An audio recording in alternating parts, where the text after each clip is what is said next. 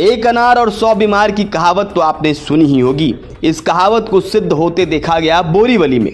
बोरीवली के एक उद्घाटन के कार्यक्रम में भाजपा और शिवसेना के कार्यकर्ता आमने सामने भिड़ते नजर आए। बात इतनी बढ़ गई कि दोनों के बीच मार पिटाई तक की नौबत आ गई।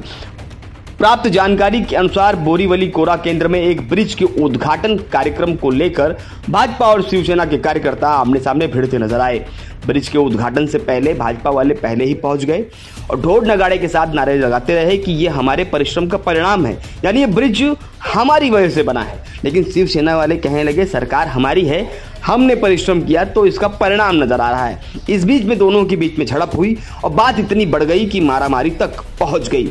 इस बीच में पर्यावरण मंत्री आदित्य ठाकरे वहां उपस्थित हुए। उद्घाटन का कार्यक्रम संपन्न हुआ, लेकिन ये नजारा जो दिखा वह यह बताता चला गया कि श्रेय लेने की श्रेणी में भाजपा और शिवसेना के कार्यकर्ता किस प्रकार भिड़ते नजर आए। इस बीच में निष्कर्ष तो यही निकलता है कि करदाताओं के कर से प्राप्त धन के आधार पर ही उद्घाटन या किसी योजना को अंजाम दिया जाता है। ऐसे में दो पक्षों का इस तरह भिड़ना राजनीतिक हास्यास्पद कहलाता नजर आता है। अब देखना यह होगा कि इन सब चीजों को देखने के बाद आने वाले महानगर पालिका के चुनाव में जनता इस तरह के भिड़ंत को क्या जवाब देती है। Anti corruption news, Borivali. शोर शराबा बिल्कुल ब्रिज के उद्घाटन को लेकर नहीं हो रहा है, तो कार्यकर्ता दोनों पार्टी के, शिवसेना और भारतीय जनता पार्टी के उत्साह मना रहे हैं, खुशी मना रहे हैं। एक अच्छी चीज़ बोरीवली के लिए मिली है तो उसका आनंद उत्सव जिसको कहते हैं मराठी में, वो मना रहे हैं।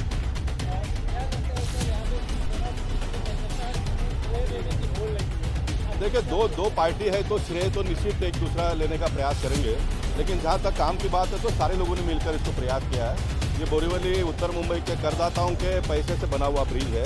निश्चित उसको पूरा करने में भारतीय जनता पार्टी और शिवसेना के कार्यकर्ता और नेता का सहयोग है और हम सब लोग मिलकर इस उद्घाटन समारोह में साथ हुए हैं। आपने देखा होगा हमने अपने होर्डिंग में भी आदित्य ठाकरे जी का फोटो लगाया है। मैंने स्वयं पत्र लिखकर इसका उद्घाटन उद्धव जी ने करना चाहिए इच्छा जताई, लेकिन उसमें देवेंद्र फडणवीस जी को आप बुलाइए, ये भी हमने इच्छा जताई थी।